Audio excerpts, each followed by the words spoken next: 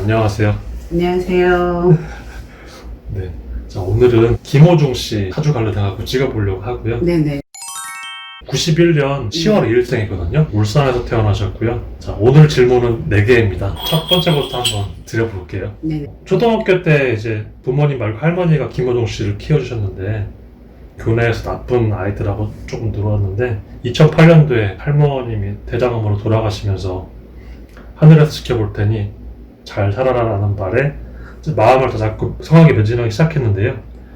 질문은 2008년도 김호중의 운세는 어떤가요? 그냥 2008년도에 김호중의 운세만 얘기하는 좀 그렇고, 지금 하시는 얘기가 그 아이가 화를 분출한다 했을 때는 벌써 중학교 시절부터 반항적인 부분이 있었고, 꼬맹이가 노인네들이 하는 고민을 하고, 어른이 해야 할 고민을 속으로 하고 소가리를 하고, 그거를 갖다가 밖으로 표출이 방법밖에 그 방법밖에 없었다. 일단은 그런 부분들은 좀 알아야 되지 않을까. 인물에 대해서 살펴보기 이전에 배경도 좀 봐야 되지 않겠나 하세요. 그래서 보니까 조금 더 어렸을 때 2, 3년 전부터도 그런 본인의 소갈이, 아이가 미처 그 나이대에 갖지 않아야 될 생각들, 고민들, 어떻게 보면 사춘기가 들어서 이렇다 볼지 모르지만 그거보다 좀 더 깊게 생활에 대한 고민, 환경에 대한 고민, 이걸 정말로 심각하게 했다. 본인 스스로가. 네. 그리고 고집이 너무 세고요. 자기 고집이 세고, 이 때문에 할머님이 참 속 많이 타셨겠다. 황소고집도 그냥 황소고집이 아니에요. 무엇을 진행함에 있어서도 본인이 인정하면 미친 듯이 정진하는 게 있어요. 그 고집이 앞으로는 장점으로 많이 발휘가 되었으면 좋겠다라는 소망이 있고요.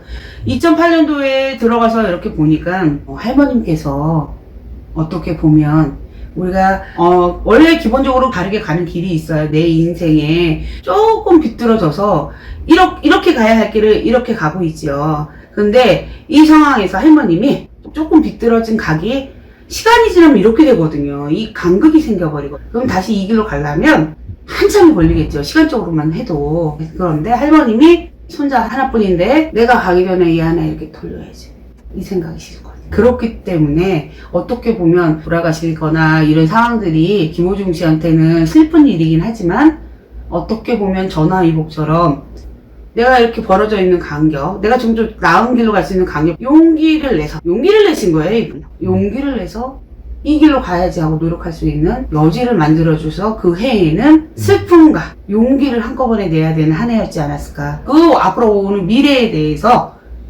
내가 좀 더 나은 길로 똑바로 갈 수 있는 여지를 만든 한 해로 봅니다. 이번 질문 갈게요. 2009년도에 김천예술고의 서수영 선생님 덕분에 노래에 전념하게 되었는데요. 김호중에게 귀인은 2009년 만난 선생님이라고 제가 생각을 하는데요. 귀인을 만나는 것이 우리 인생에 보이는지가 궁금합니다. 그 한 해 한 해 다르겠지만 귀인이 도우는 분들이 있어요. 귀인이 딱 돕는 게 보임에도 불구하고 스쳐 지나가기도 합니다. 그래서 귀인이 나타나는 운대가 전조가 2008년도에 그런 전조지 않을까 싶습니다. 원래 만날 귀인 자리인데 이렇게가 있으면 못 만나는 거거든요.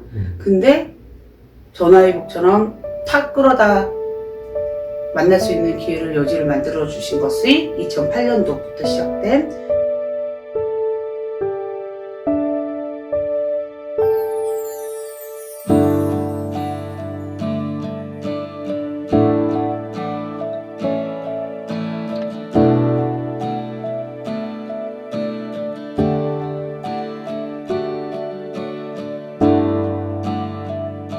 그러면 3번 질문 드릴게요. 2020년 1월 2일부터 3월 4일까지 미스터 트롯에 등장하면서 사회 기록하고 이제 인기를 지금 끌고 있는데요. 2020년도에 김호중이 많은 분들에게 사랑받는 건 사주상의 어떤 이유 때문에? 사주상의 어떤 이유냐 얘기를 하면 사실 9시에 시작하는 일인데요.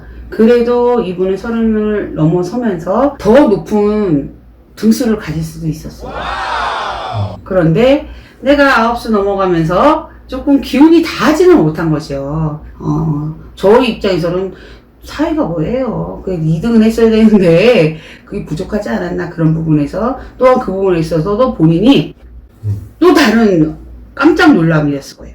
본인 스스로 예상한 것보다 더 잘 나왔다는 거예요? 더 못 나왔다고. 아, 나중에 김호중 씨하고 친해지면 한번 물어보고 제가 볼 때는 그래도 못해도 이거 넘버 3 안에 들 줄 알았는데 순간 떠다보나 2020년대를 올해는 그래도 우여곡절을 초반에 겪잖아요. 어떤 방송에 대한 부분은 이제 약간의 보이지 않는 뭐 이런 트러블이라든지 루머라든지 이런 약간씩은 있었는데 그 부분도 잘 액땜하시지 넘어가셨으니 겪어야 될 건 겪었거든요. 근데 앞으로 잘 나가면 좋은데 그 딱딱하면 이 힘쓰던 이런 어떤 그 가락 그거는 좀 더 내려놓으셔야죠.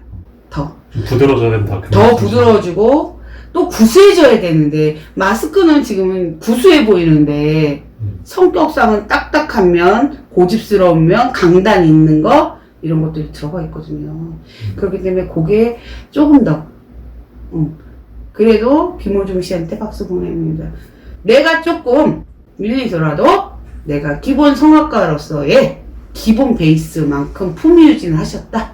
그래서 칭찬하고 싶어요. 네.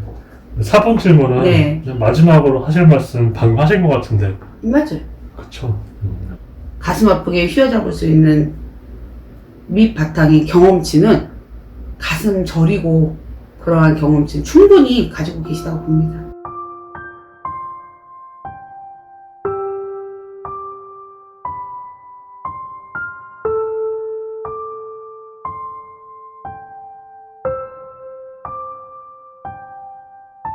왜? 외로워요. 마음이. 이분은 김호중 씨는 기본적으로 외로움을 가지고 있으신 분입니다. 그렇기 때문에 애절한 이 대중가요를 하실 수 있는 것이거든요. 애절함이 가슴에 한이 있기 때문에 가능한 겁니다. 지금은 이제는 아실 분들은 다 하시니 인정도 받으셨으니 끼를 부리셔서 대중을 마음을 사로잡았으면 좋겠어요. 참 고생하셨습니다.